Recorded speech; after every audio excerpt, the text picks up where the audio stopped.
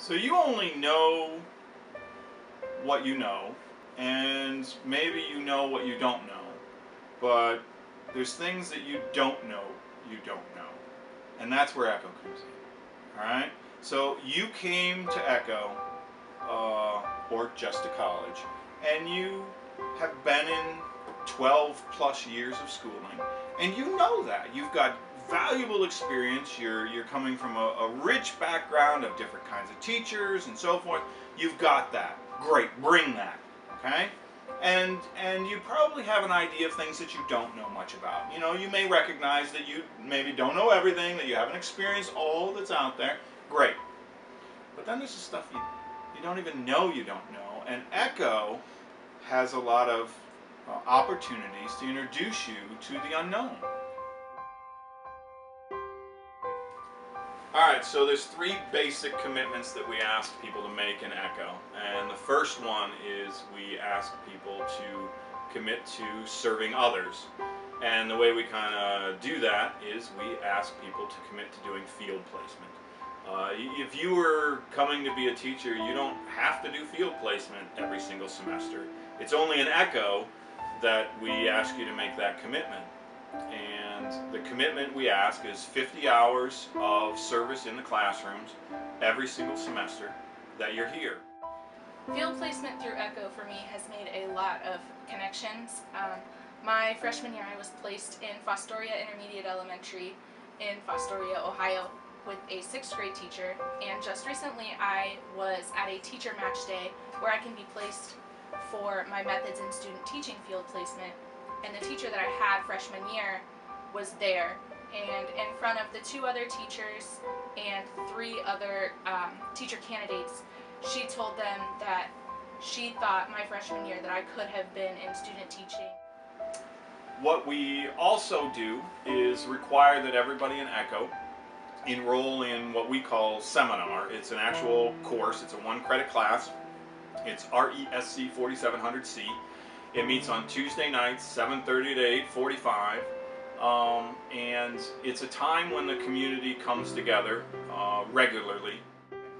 So one of my favorite events was a teacher panel that we had in seminar. We brought teachers in from local schools, superintendents of schools, and human resources, and they talked to us about interviewing, and for me that was very beneficial, especially at becoming a senior. I know what people are looking for, so when I do my interviews I will be prepared. So one Tuesday a month we meet in what we call houses.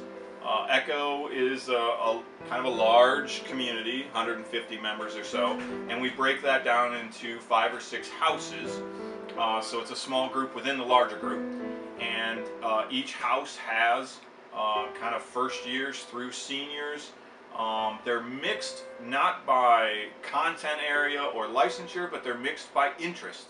This is a much more intimate setting than our large seminar format, where I think students really get to know one another a lot better. It is led by upperclassmen who kind of decide which direction the house is going to go in. And programmable nights are a time for the membership to get involved in various programs which are put on primarily by the members. So if you want to run a program, if you want to do an activity, you can schedule them anytime you want, but one of the prime times to schedule them is during programmable nights. So I went to an event last year that was from an art ed major, one of the few in the ECCO community, and she just really gave me an insight on logistics of art and color matching and just really cool stuff that you can use for any age group. I've always been an artist and I've enjoyed art, but I didn't always know the terms and the vocabulary and the different kinds of techniques you can use, and she did a great job of explaining it, and she provided all these materials for us to work with. And it was just a really close and personal and really neat experience. I'm involved in so many things that I made a list so I could remember them all for this video.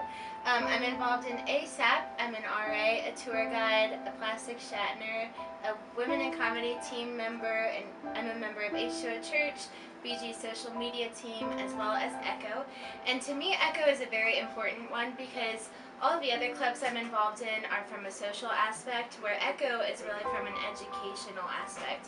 And I think that it's really important to remember that while you're in college, you're getting involved in so many things, but you want to make sure that you're putting your education first. And ECCO really provides an experience for your education where you're getting placed in schools and you're getting that experience to go toward your degree, so that way when it comes time to get a job, it's a lot easier.